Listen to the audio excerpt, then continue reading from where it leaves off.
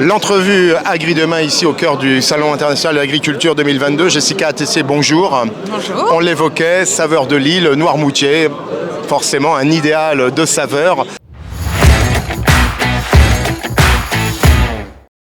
À plus d'un titre, on va parler ensemble pommes de terre parce que c'est devenu ton métier. Forcément pas une aventure toute tracée, j'imagine, Jessica. Non, alors moi je suis originaire de Noirmoutier. Dans ma famille, on est paysans depuis plusieurs générations.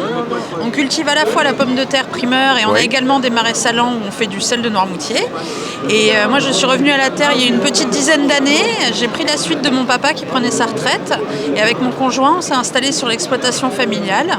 On cultive une dizaine d'hectares de pommes de terre primeur et on a également quelques œillets de marais salants à côté. Alors quand on est une jeune femme, on pense tout de suite à l'agriculture. Pas du tout. Pas du tout. Non, moi j'ai fait des études d'anglais et je travaillais dans les ressources humaines à Paris avant de revenir à la terre. Il a fallu combien d'années avant ce retour aux sources ? Oh, j'ai fait une petite dizaine d'années de carrière. Ouais. Aujourd'hui, pas de regrets ? Aucun regret. C'est vrai, on parlait d'excellence, d'exigence surtout. C'est des métiers où on ne compte pas ses heures. Sa passion également, parce qu'aujourd'hui la pomme de terre de Noirmoutier est un emblème non seulement pour la tradition noirmoutrine, mais également pour bon nombre de consommatrices, de consommateurs et aussi pour la gastronomie française. Complètement. Donc nous on est sur vraiment une culture d'exception, qu'on bichonne, donc on cherche vraiment à faire le meilleur du meilleur de la pomme de terre primeur. On travaille sur nos champs quasiment toute l'année.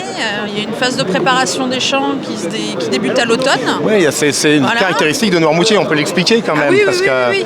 Vous appelez comment faire ces mottes ? Donc on appelle ça des buttes, des sillons, des billons. Il y a plusieurs termes. Puis on vient planter 3 pommes de terre à la main, chaque fois. Voilà, donc on prépare les champs à l'automne, on les plante fin d'hiver, début de printemps. Et on vient les récolter là à partir du mois de mars-avril. Et donc c'est très spécifique à Noirmoutier. Il faut venir sur place pour voir et bien comprendre ce qu'on fait. Alors c'est vrai que bon nombre de consommateurs, consommatrices connaissent bien la Bonnotte. Elle est rentrée dans les mœurs sur cette exigence de pommes de terre primeur, la seule où on peut manger même la peau, je crois. C'est ça. Pour autant, il y a d'autres variétés que vous cultivez. Donc la Bonnotte, c'est notre ambassadrice. C'était la variété traditionnelle qui se faisait à Noirmoutier jusque dans les années 50-60, qui avait été un peu délaissée parce qu'elle était difficilement mécanisable. Donc elle a été remise au goût du jour dans les années 90. C'est une toute petite production, c'est quelques pourcents de la surface et du tonnage, mais c'est quelque chose qui nous réunit, tant les consommateurs que les cultivateurs au mois de mai. Donc il y a toute une opération autour de ça. On fait une grande fête, un grand banquet dans la cour de la coopérative. Là, cette année, ce sera le 7 mai. Et c'est vraiment une variété traditionnelle qu'on plante à la main et qu'on récolte à la main.